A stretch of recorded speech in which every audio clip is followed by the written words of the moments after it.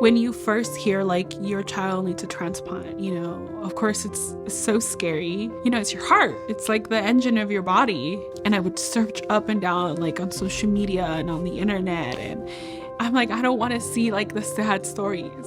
I want to see like the happy story at the end. Like, how are they thriving? Like, how are they growing? Like, are they going to toddler gymnastics? Now that our daughter had our transplant and she's doing so good, and I'm seeing her like trying to crawl, learning to sit up on her own. Like, look at this like beautiful side of transplant, like your baby will thrive and learn and crawl, and there's a beautiful side at the end.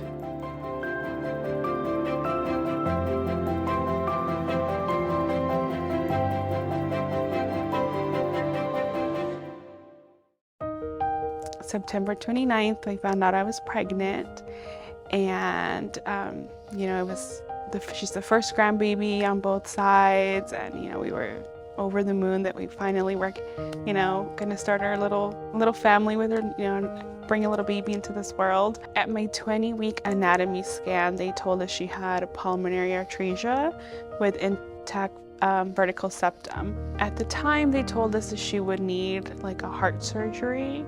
So when she was 4 days old, she had like a catheterization surgery to get more imagery of her heart. And when she was 1 week old, that imagery came back, and that's when they told us that she needed a full heart transplant. That surgery was not an option, and that we would have to leave out of state. The first thing is, well, what are we gonna do? We have to go and save our baby and give her a chance. She is loved and so wanted, so it was never an option to not come here. I've only gotten to hold my baby like like a handful of times. Half of those times they like taken her away really fast because she turns purple, because she starts having apnea episodes where she's not getting enough oxygenated blood. There's just too much with her little body for us to like safely hold her. So all we can do is just, hold her little hands and her little feet. It happens, but you never think it's gonna be you. You see the stories on the news, you maybe will see somebody on Instagram, but you never in a million years say, oh, I'm gonna be that story, like I'm gonna be that mom. Eventually our baby will come home. We just have to wait for her little miracle heart to come.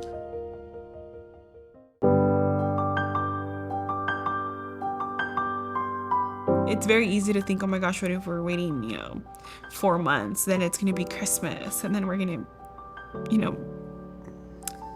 spend the holidays with our daughter in the hospital.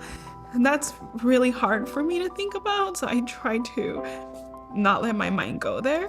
What I kind of try to tell her is just like, the only thing we could do is just to think about like what we're gonna do today, maybe tomorrow. Don't try to think about, oh, we're gonna be here December, till Christmas time, because we really don't know. When the call comes, it's gonna come. When it's meant to be her heart, it will be her heart.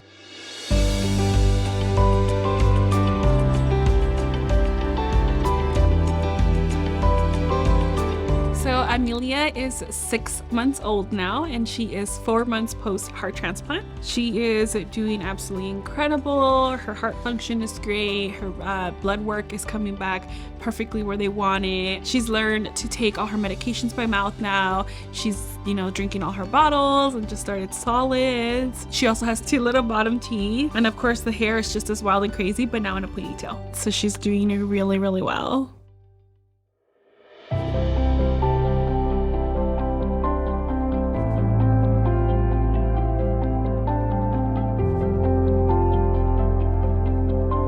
Transplant is a really difficult thing, emotionally, physically, and it affects the entire family. The entire situation with the Garcias was pretty phenomenal. They were so vulnerable and so emotional and so raw. To see them, I can't say, relax because their baby was waiting for a heart, but to see them breathe for a minute. I remember the day that Esmeralda and Frankie got the call.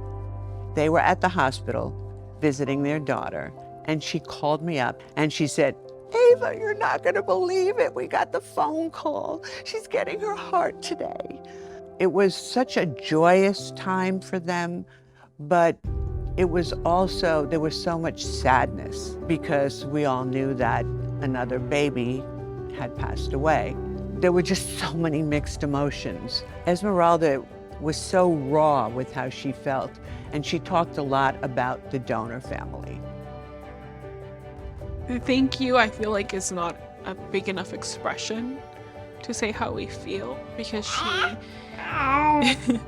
she gave us like the gift of life for our child while she was going through something so painful. Through her own sorrow, she decided to save our daughter by saying yes. Like, I will think about your baby every single day. So your baby's memory it's gonna be alive as long as I'm alive, as long as she's alive. Not a day will pass, not a milestone that she reaches doesn't happen where we don't think about them and keep them in our prayers and light a candle for them and send them all the best wishes. Amelia, if you just see her and you don't know about her story, you wouldn't even be able to tell that she is an organ recipient.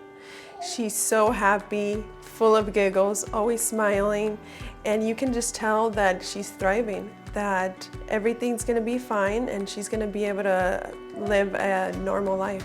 So much of life, it's kind of, it almost feels like a check mark, right? You like feel like you did all like the checks. And for us, one of our last things on our list as individuals and as a couple was to have a baby and to bring her home. And our journey looked a lot different than, we could have ever imagined. But she's home now, and she's home just in time for Christmas. And like, I don't think words will ever be enough to say how thankful we are that, her wait list was so short. I know so many other like heart moms that their babies are still waiting on the list, and they went on the list at the same time as Amelia, and they don't get to have their baby home for Christmas when we do, And a simple yes, a simple check mark and consideration, is what, it changes people's lives and it saves lives. And it doesn't just save one life, She had one heart, one transplant, but she saved all of us. You didn't just save my baby, but you saved me as a mom. You saved our family, you saved our parents, you saved our siblings. You're not just saving the person the heart is going to, you're saving a whole family.